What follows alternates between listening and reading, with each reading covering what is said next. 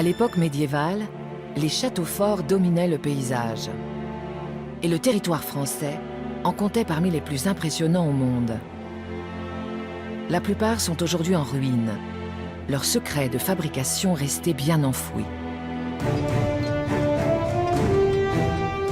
Mais à présent, nous pouvons remonter le temps afin de redécouvrir les techniques des bâtisseurs du Moyen-Âge. Attention, faire attention que la pierre ne bouge pas. Au cœur d'une épaisse forêt bourguignonne, en région Puisaye, on bâtit de toutes pièces un château médiéval exclusivement à l'aide d'outils, de matériaux et de techniques du XIIIe siècle.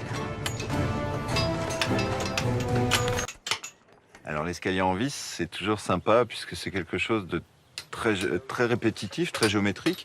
C'est toujours le même élément, hein. C'est un noyau central, un éventail, c'est la même marche du début à la fin de l'escalier, c'est la même marche. Allez. Vient à présent la tâche délicate du transport des marches vers la tour de la chapelle.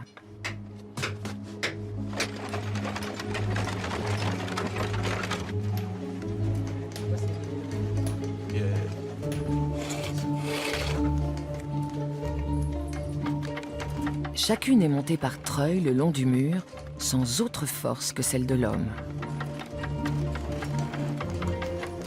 Une fois au sommet du mur, on déplace la pierre à l'aide de leviers, d'un plan incliné et de roules. Il ne faut pas la casser, sinon on perdrait 3 jours de travail. Chaque marche doit être absolument à niveau. La moindre erreur se répercuterait sur l'ensemble de l'ouvrage et risquerait de le déstabiliser.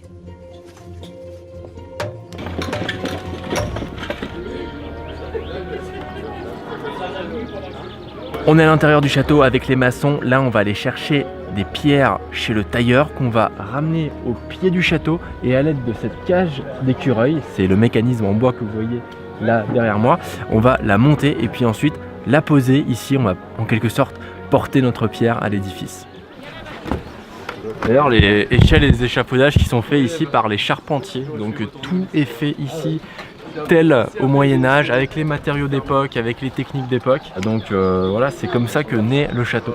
Il y a le P-câble là-bas, là. Je sais pas si vous voyez le chariot avec les 2 grands bras, là, si vous voulez le récupérer. Ok. Et puis on va se retrouver là, c'est les 2 pierres qui se trouvent ici. Bon, on va aller chercher le P-câble, c'est une sorte de charrette. Guillaume va déjà sélectionner les morceaux qu'on va ramener là-haut. Et là, on va le faire à bout de bras, hein, comme à l'époque.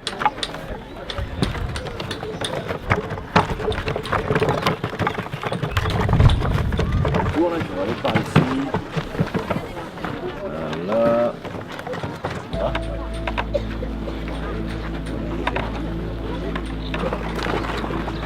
Les badauds sont de sortie. Ouais. Et là, on va aller à gauche si tu veux.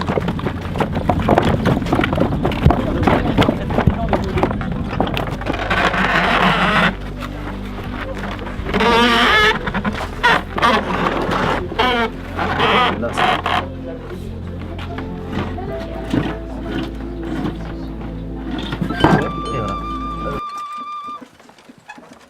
les charretiers, c'est en fait ceux qui s'occupent des transports sur le chantier.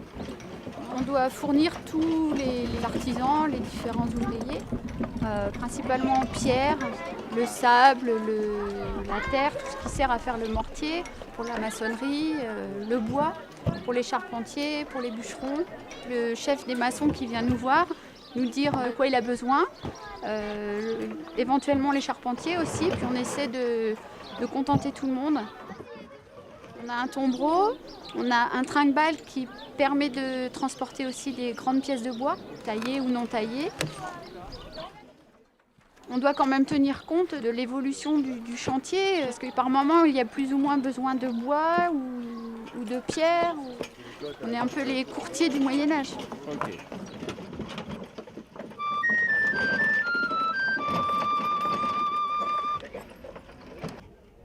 Pour monter les pierres sur les hauteurs du chantier, les ouvriers du Moyen-Âge utilisaient des engins de levage. La cage à écureuil est l'ancêtre de la grue moderne.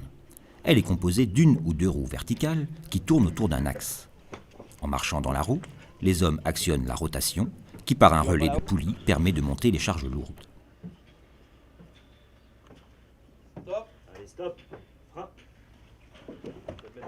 Une trappe, située à la réception des matériaux, est ouverte au passage du plateau, puis fermée pour éviter toute chute.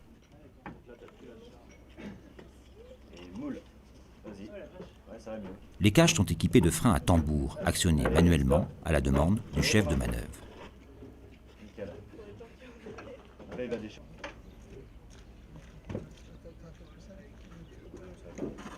Lors des levages, une procédure stricte est mise en place. Le chef de manœuvre reste au pied de la cage et donne les ordres aux marcheurs, aux freineurs et aux ouvriers qui réceptionnent la charge.